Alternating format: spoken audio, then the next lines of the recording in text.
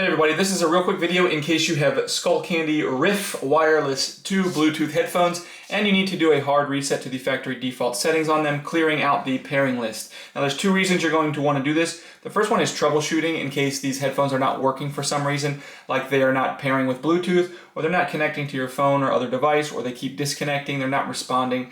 A factory reset will fix a lot of these issues. Now the second reason you might want to do this is just for whatever situation where you want to delete and clear the pairing list, reset the paired list so that you can set these up basically like a new set of headphones.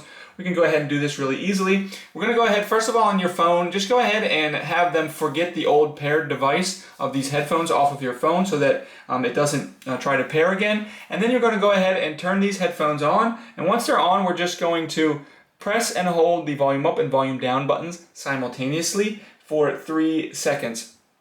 After those 3 seconds, we should see the LED flash blue twice, give a little like light blue, see blue flash twice. The earphones will make a tone, and then they will go directly into pairing mode. And so everything will be reset off of them. They'll go directly back into pairing mode, and you can go ahead and set these headphones up like they're brand new.